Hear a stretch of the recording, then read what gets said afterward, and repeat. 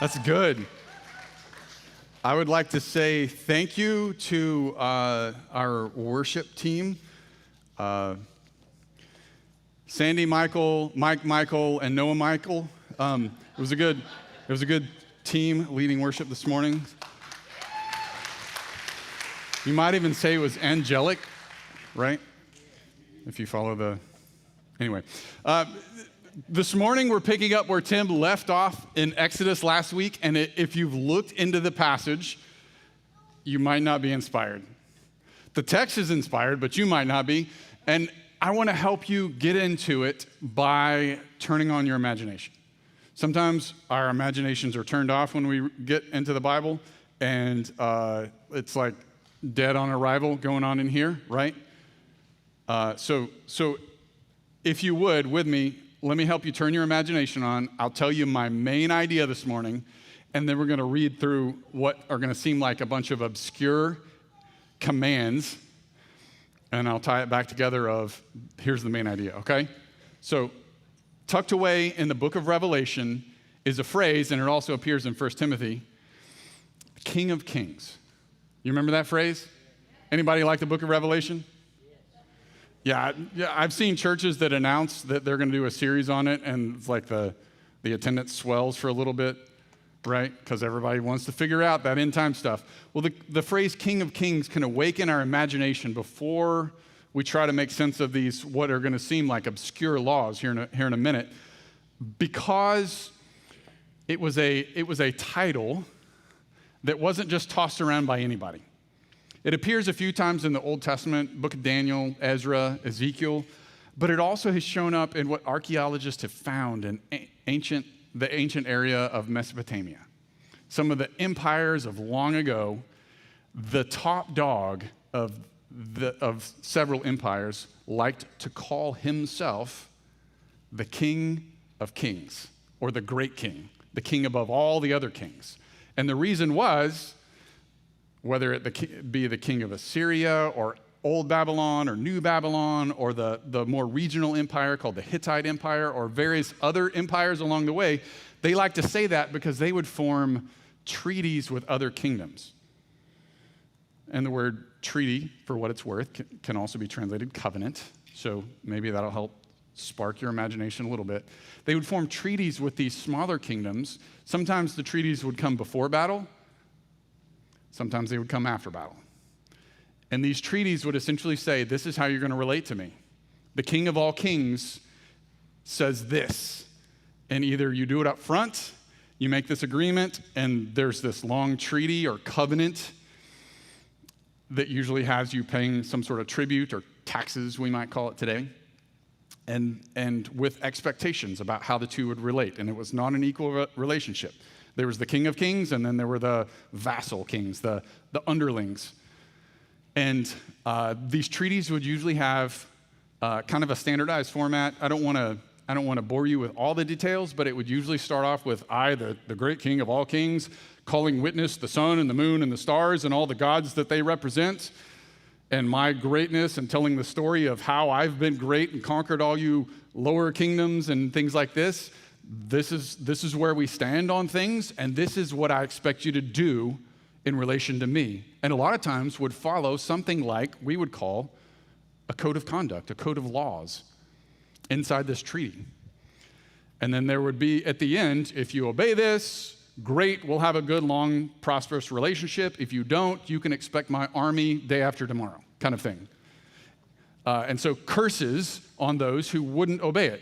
Is this starting to sound familiar to you? Okay, and there would be a copy. There would actually be two copies. One taken home in the great king's capital city, and another one left, maybe even put on like a stone, almost like a stone billboard to sit and remind the underlings of this treaty and what was expected of them. And a number of those stone billboards have been found for various things.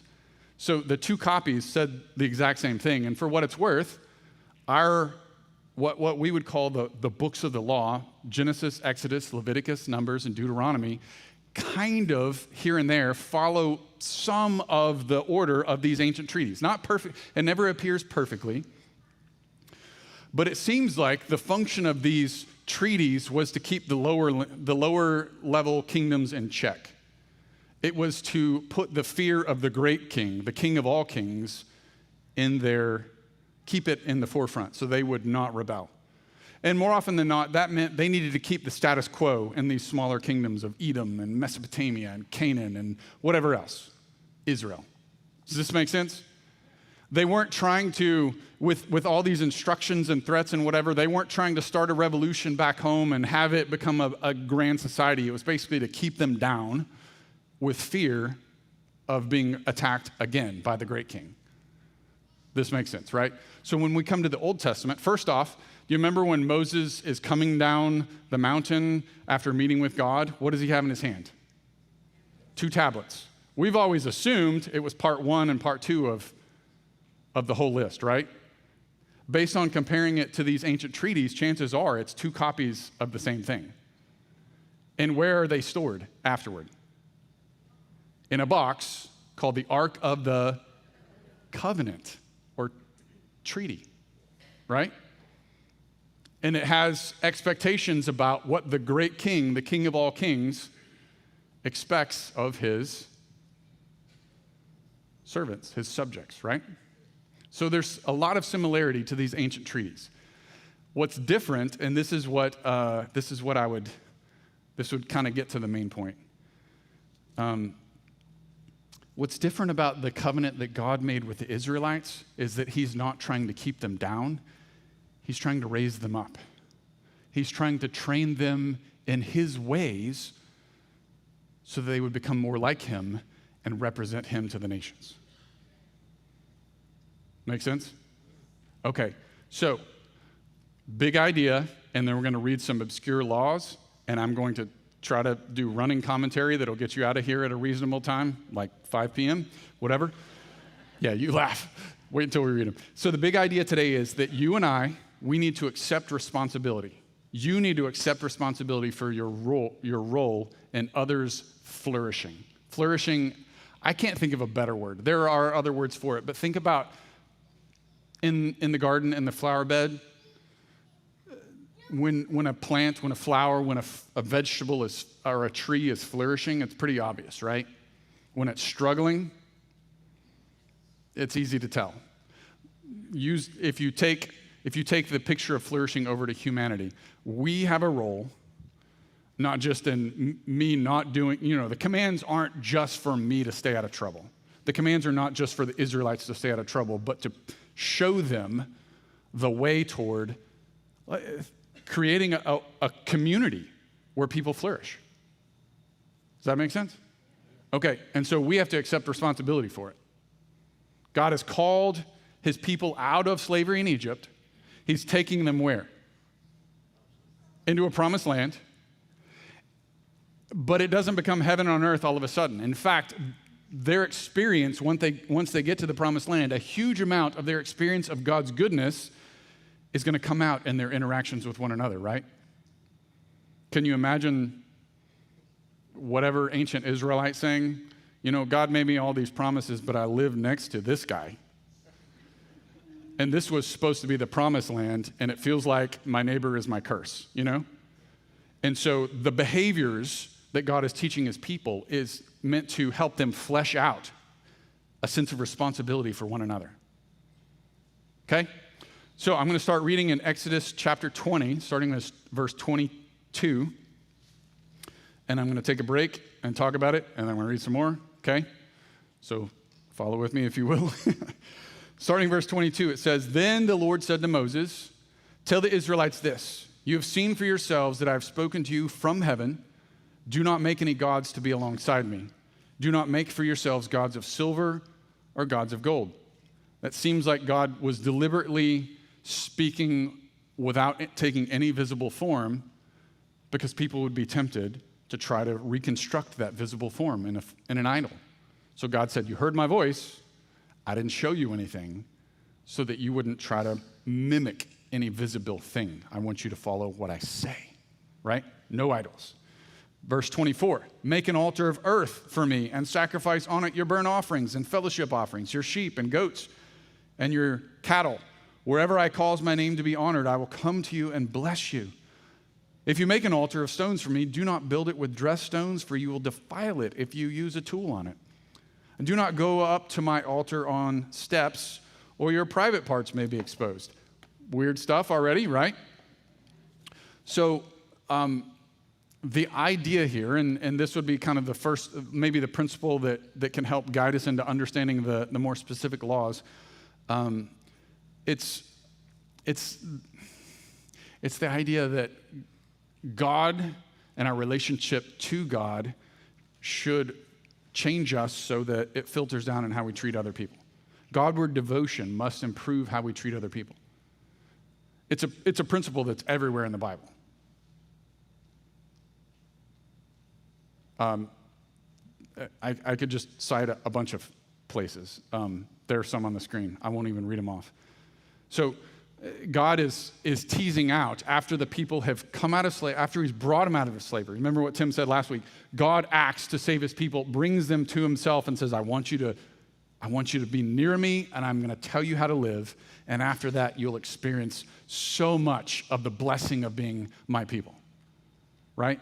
So here, we're getting into some nitty-gritty things about how to build altars, which, by the way, an altar made out of dirt might be sort of like a miniature version of the mountain where God has just revealed himself.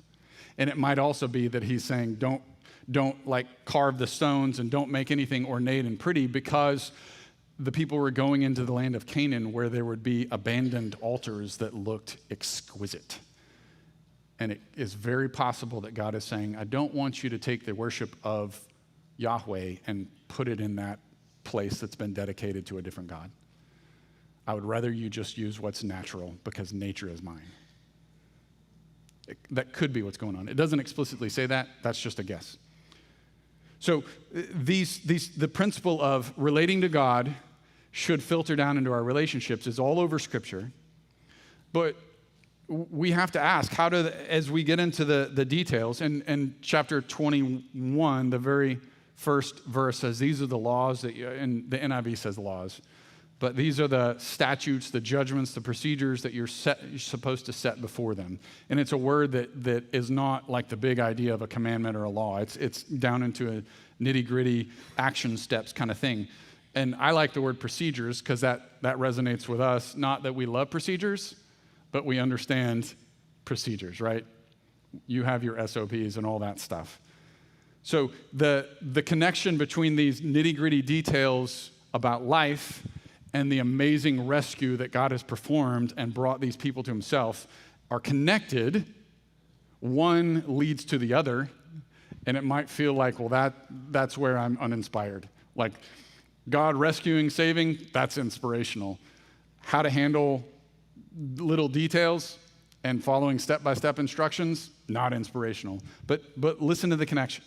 A mighty God has rescued Israel to be his. In a similar way, a mighty God has rescued you to be his.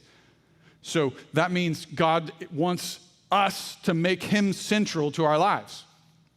So the 10 Commandments are listed first, almost like core principles. I don't know if you noticed this, but there are no punishments or consequences attached to them. They're punchy, they're memorizable, and probably meant to be memorized by ancient Israel, because they don't all have a copy of their devotional Bibles to carry around with them.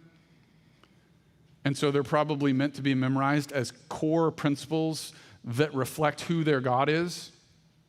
So the Israelites are probably meant to memorize these core principles and then think about ways to apply them in new and complex circumstances. Because the Big Ten don't cover all the details, and so here following, get into some of the details. So as I'm going to read some more of the details, here's a little help, okay? For masses of former slaves who have been designated as Yahweh's people, these specifics are just a start. So these specifics, I think, are both meant to educate God's people and bring their character up as well as stabilize the society with kind of a baseline of morality. And they're kind of both intermixed. Some of the instructions we read, you might think, man, that's kind of baseline. Like, couldn't we do better? Couldn't the God who made Adam and Eve in his image have given some better instructions? But it's kind of minimal standards stabilizing a society. And others of the instructions, like the very next sentence, will sound like it's moving toward more of the ideal, and they're intermixed. And it seems like that points us to this being a temporary thing anyway. Does this make sense? I'm giving you lots of warnings about reading the details we're about to read, and now we're getting into the details, okay? Let's get into the specifics. Exodus 21, I'm going to read starting in verse 1 again, and then go all the way through verse 11. These are the laws that you're to set before them. If you buy a Hebrew servant, or it's usually translated slave, he's to serve you for 6 years. But in the 7th year, he shall go free without paying anything. If he comes alone, he is to go free alone. But if he comes with a wife, she is to go with him. If his master gives him a wife and she bears him sons or daughters, the woman and her children shall belong to the master, and only the man shall go free. But if the servant declares, I love my master and my wife and children and do not want to go free, then his master must take him before the judges. He shall take him to the door or the doorpost and pierce his ear with an awl. Then he will be his servant for life. So that's relating to male slaves. Then there's a different set of instructions for female slaves. If a man sells his daughter as a servant, she is not to go free as male servants do. If she does not please the master who has selected her for himself, he must let her be redeemed. He has no right to sell her to foreigners because he has broken faith with her. If he selects her for his son, he must grant her the rights of a daughter. If he marries another woman, he must not deprive the first one of her food, clothing, and marital rights, which is exactly what you think it is. They must continue to have intimate sexual relations. Verse 11, if he does not provide her with these 3 things, she is free to go and without any payment. Okay? So the specifics of slavery are not addressed in the 10 Commandments. It seems like it falls somewhere between, it's not murder, and it's not quite stealing, but it's taking part of their life away from them, right? And so it's the principle of do not take someone's life and do not take someone's property seems to triangulate with what do we do about slavery? Well, first off, slaves, it's important to see overall slaves are treated with dignity and given opportunity in a way that they are not in any other ancient law code that has been found. Any of these treaties that have laws all keep slaves in their place. These laws and later instructions in what we would know as the Torah, the books of Moses, give slaves a dignity that they don't get anywhere else in the ancient world. But they're addressing a broken world. And think about it. These are people who are about to live day to day on God's provision called manna, right? Nobody is going to go hungry for decades. Nobody is going to experience poverty because everyone is going to be equal in Israel as they wander around the wilderness. But when the manna stops, some of God's people are going to experience poverty and hunger. And when that happens, these are sort of temporary provisional instructions to deal with that. When they get into the promised land, some people are going to experience good times and some people are going to experience bad times.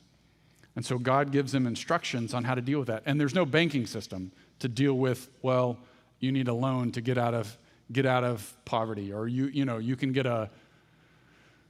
borrow something to try to get out of a hole.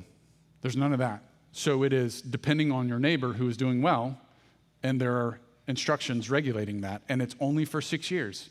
And those 6 years give the slave stable work, stable food, and a chance for a man to get another opportunity after 6 years to flourish and start over. How many of you have had loans that lasted longer than 6 years? I mean, seriously, anybody? I mean, a few of you have. Yeah. So it's provisional, but it's not meant to lead toward our multi-generational slavery. It's meant to be a temporary help with the hope that people would get out and have a better chance. And so everyone is supposed to think along the lines of, I want my neighbors to flourish. And it's realistic. The instructions about female slaves, realistic. A daughter whose dad can't put out the bride price to have an arranged marriage because he's too poor, and so he essentially has to give her away. The only way that she is safe, realistically, in the ancient world is to have some other man withstanding, looking out for her. And so these laws kind of give some instructions on how she is to be protected.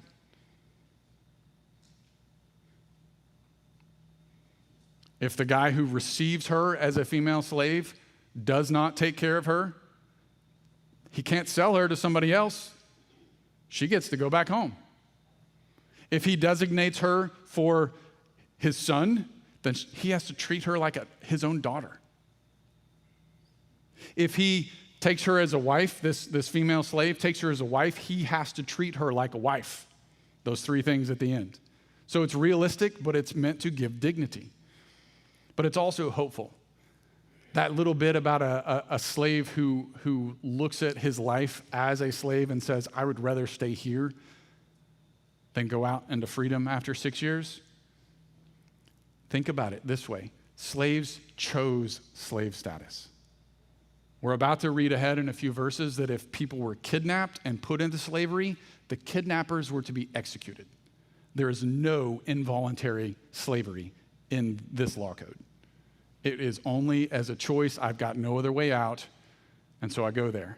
So if it is a voluntary choice because circumstances are hard, then what kind of life would it have to be for a slave to say, I would choose staying with my master over trying or facing and risking freedom on my own? What kind of master would that Israelite have to be? You would almost have to treat the slave like family, right? I can't imagine any other way where a slave would say, I'd rather do that. So it's hopeful toward not a perfect world, but a community where people look out for one another. And that's built into the regulations about slavery. We read on. Okay. Then we have a little section of crimes punishable by death. Some of you parents, you're going to love this. Chapter 21, verse 12. Anyone who strikes a person with a fatal blow is to be put to death. However, if it's not done intentionally, but God lets it happen, that's a fun phrase in Hebrew to translate. NIV gets the idea. God lets it happen. They are to flee to a place I will designate. The idea there is sometimes accidents happen, and it's not the same as intentional murder. But if anyone schemes and kills someone deliberately, that person is to be taken away from my altar and put to death. That is kind of referring to a later tradition that seems to come up, or a tradition that was already in place that's not clear until we read further in the Bible, that sometimes folks who have been involved in the death of someone would run to God's altar and stay there kind of like base when you're playing tag, right? That's kind of that's a crass analogy. But they're like, you can't kill somebody on home base. And so the altar is like home base until things can be sorted out. But here God is saying, if the person conspired, if this is premeditated, I don't care if they're hanging on to the horns of the altar, you pull them away and they are to be executed. Verse 15, anyone who attacks their father or mother is to be put to death. Anyone who kidnaps someone is to be put to death, whether the victim has been sold or is still in the kidnapper's possession. So there's the thing about human trafficking. Anyone who curses their father or mother is to be put to death. So those are the crimes punishable by death. And these are, you might say, ethical reasoning that uses the do not murder, honor your father and mother, and don't steal, and kind of figures out how do those relate to these special cases? And because these kind of tease out some of the gray areas, because it needs to be, God's instructions need to be practical. Now, I don't want you to raise hands on this, but if you've ever said or you've ever heard someone said that we can't legislate morality, I think these instructions should help us stop saying that. You absolutely, all legislation is morality. It's just a matter of whether it's baseline or it's educating people toward taking on virtue or good character. We would say, more honestly, we can't legislate laws that make good people. We can have laws that are sort of the bare minimum for a stable society, and those are issues of morality, right? So legislation regulates a minimum standard, but education and discipleship are trying to raise people from the minimum to become more like the ideal. And that's one of the reasons that parents have such a high status in the 10 Commandments and in all the other instructions. Because guess who is first line in ancient Israel for preparing God's people to relate to God? Parents. So it's not just that you're not allowed to hit them, it's that you have to honor them. Because if you don't, Israel is just one generation from abandoning Yahweh and becoming like everybody else.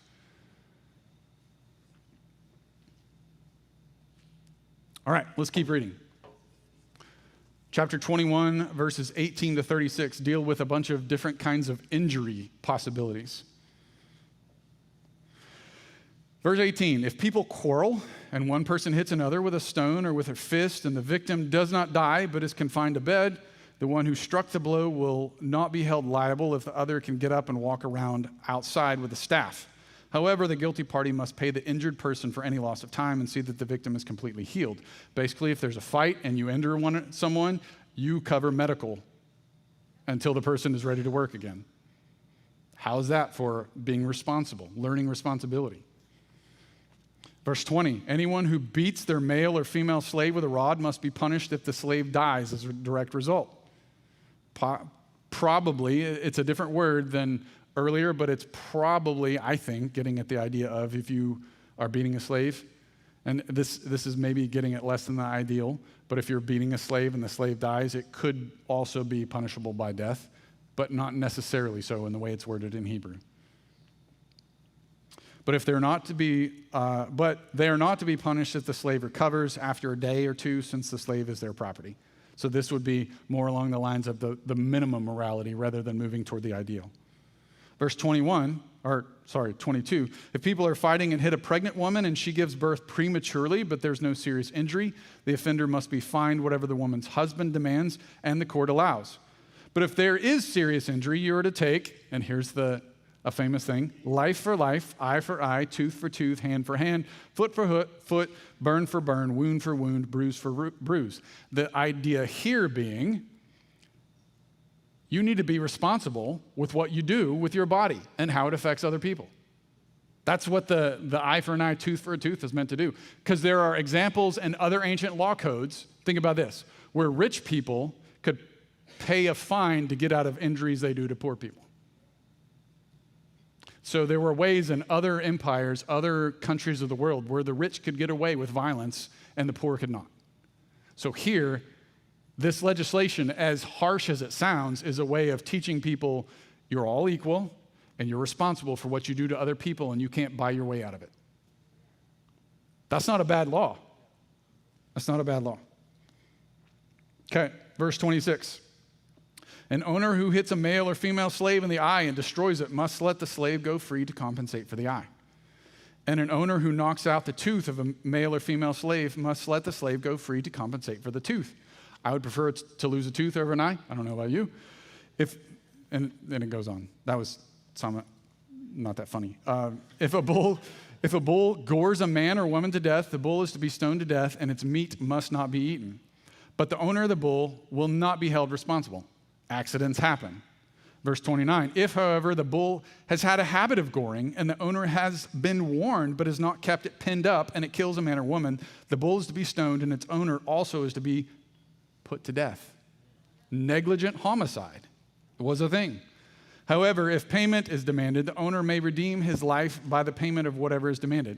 But here it's not the owner's option to buy his way out of negligent homicide. It's the option of the offended party.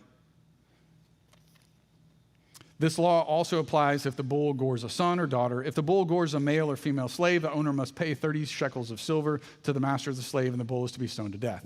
There we are disappointed because the slave is treated as property, even though earlier they're treated as humans in the image of God. So again, some of these are more moving toward the ideal, and some of them are more toward the bare minimum for a stable society. Verse 33, if anyone uncovers a pit or digs one and falls or fails to cover it, and an ox or a donkey falls into it, the one who opened the pit must pay the owner for the loss and take the dead animal in exchange.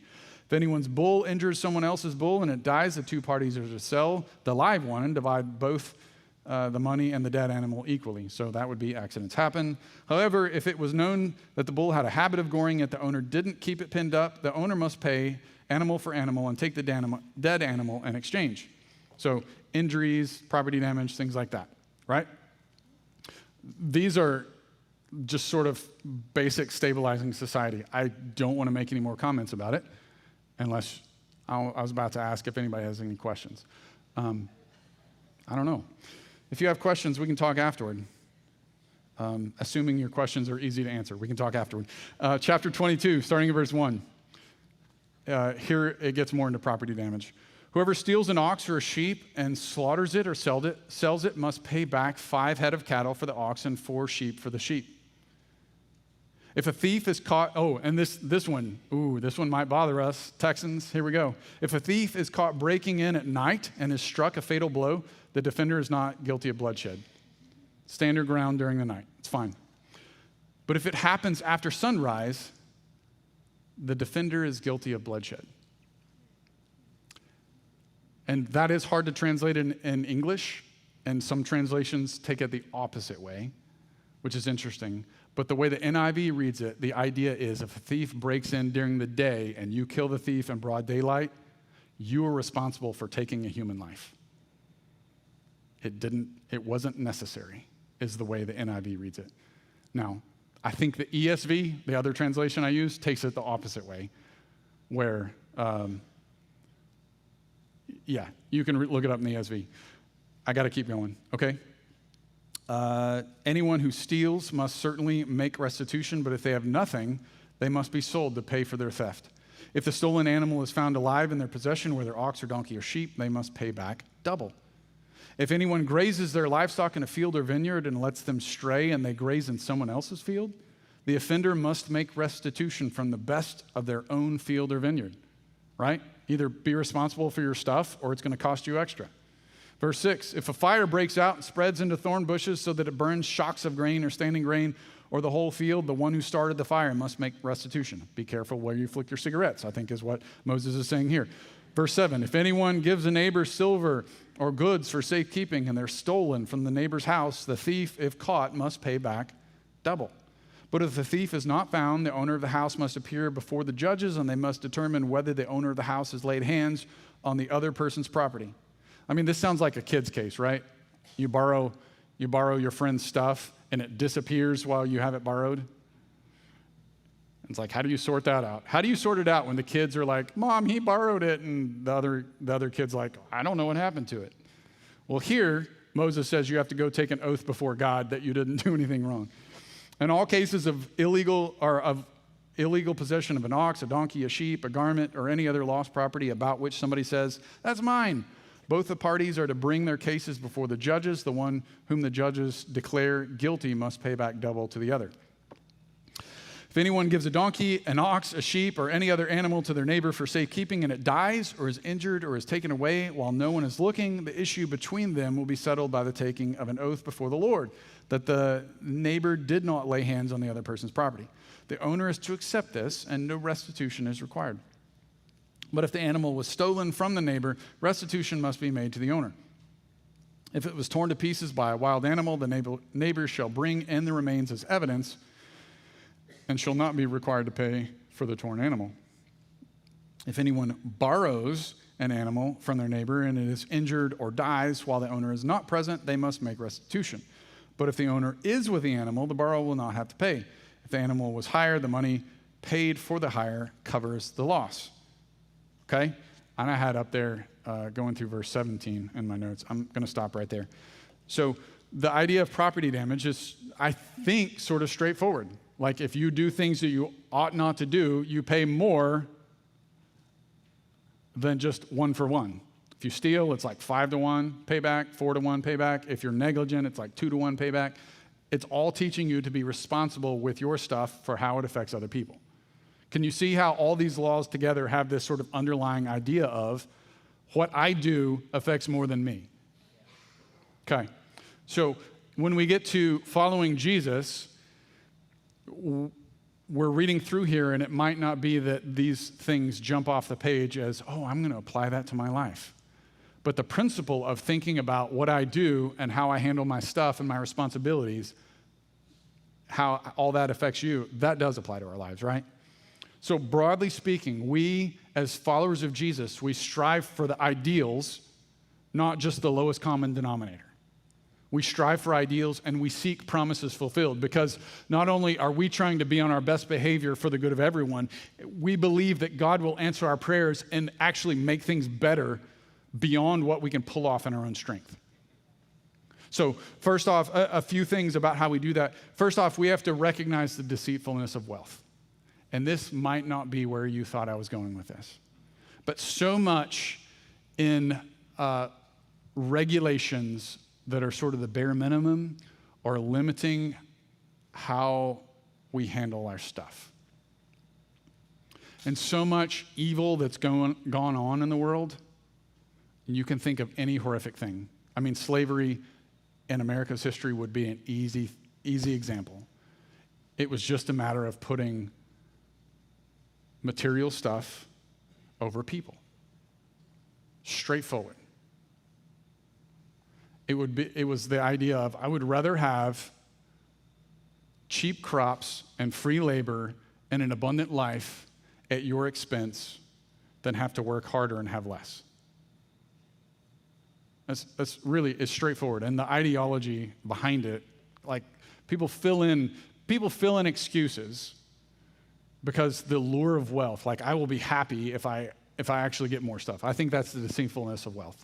The idea that if I just had a little bit more, I would be truly happy. And Jesus talked about the deceitfulness of riches as one of the things that chokes out the gospel. It chokes out the truth. It kills our ability to become like the God who is calling us out of darkness. It is a choice. We get deceived and we stay in darkness because of the deceitfulness of wealth. So we have to recognize at all times the appeal of having more stuff and better stuff is going to impact my ability to treat people well. At all times. It doesn't stop once we decide to follow Jesus. Always the temptation is, man, if I could just have cheaper stuff, then I could have more money to get more stuff, and then I would be happier. Or if I could just have more stuff or better stuff, then I would be happier, and then I could treat people well. Always, always, the lure of stuff, it always messes with us. And we're idiots if we think we're ever over it, okay? You can quote me on that. All right, so one is we have to recognize the deceitfulness of wealth. But two, once we recognize that, we have to love people over property. I mentioned that some of these laws in Exodus kind of parallel laws in the ancient world from the ancient Near East. And that's because in some ways, every culture, all humans have this longing for justice. It's maybe not pure, but everybody has some sense of the way things ought to be, and mistreating people is no good, especially when it hits me. I don't know if you've noticed this, but every kid has a strong sense of justice when I'm on the receiving end of injustice, right? Okay. So all cultures have some longing for justice, but the Holy Spirit is working in us so that we would love people over property, for us to practice justice and compassion. And we have to use wisdom to figure out, in this age, until Jesus comes and makes all things new, we need wisdom to kind of sort through how much of the lower form of basic morality for a stable society do we need to practice, and how much do we need to pull for compassion and aspire for kind of a relief of consequences. It takes wisdom to know how to sort out the lower and the higher levels in this life, because so much is gray. I hope that's clear to you. It takes wisdom to sort through that. And if we disagree on how it applies, that's life. Until Jesus makes all things new, sorting through issues of justice and righteousness is tough. So we recognize the deceitfulness of wealth. We love people over property. And then third, we give people a chance to flourish. We need to give people a chance to flourish. The story of Exodus, when it has these instructions, and some of them seem to be just kind of base level about treating slaves as property or whatever, and then others are ideals that treat human beings as made in the image of God. There are echoes of the Garden of Eden in these stories, that these are image bearers. But it's also echoes of why they were kicked out of the garden. So the story echoes ideals from long ago, but the gospel, as we know, is not just looking back, it's also looking forward to when all this is going to be finished. The gospel looks back and forward. It embraces hope for the future, but justice as well. And so we have to, with our behavior, love our neighbors as ourselves. It's not just a feeling, it actually takes action. And sometimes the action seems like it's just the bare minimum, but we should aspire action that makes the community better. We should aspire for action that makes other people better. And sometimes that takes some thoughtfulness, but always it takes action. So let me come back to the main idea.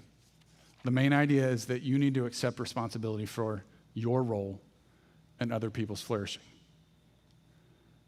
So that means, like the people of Israel around the mountain, they've had this amazing encounter with God, and they might think, I don't know what to do about that tomorrow. And God is saying, step one, think about how you treat people. Step two, think about how you use your stuff. If meeting with God has not changed the way Israel treats people and handles their stuff, then they need to spend a little more time there and have a little more fear of God in them. And if you're not sure what to do, start here. Ask the Lord. I've got some questions on the screen. Let's pray.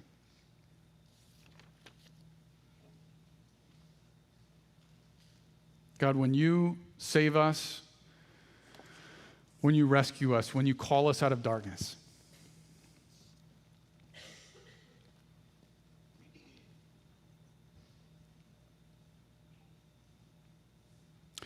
sometimes it's easy, or sometimes maybe I should say it's confusing about what to do next.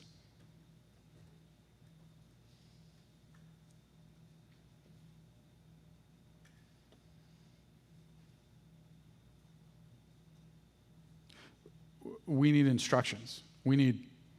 Sometimes we need just a basic procedure. We definitely need models and examples to show us how to live as your people.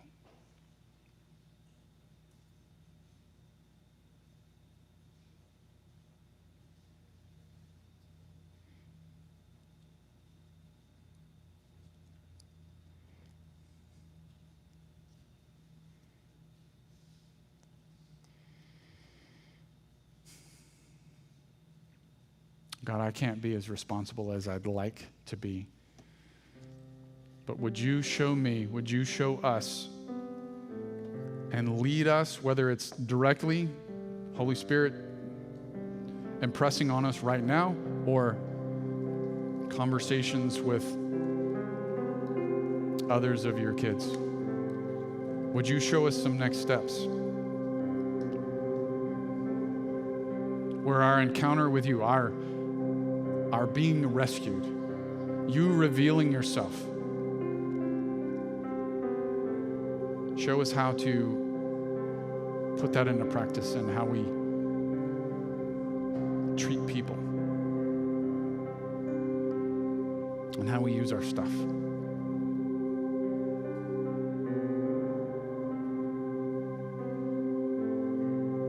Lord, forgive us for the disconnect we've had between faith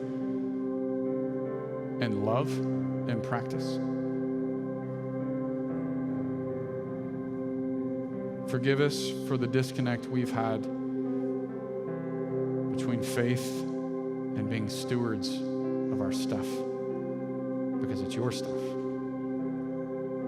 But again, God, we need help making practical progress.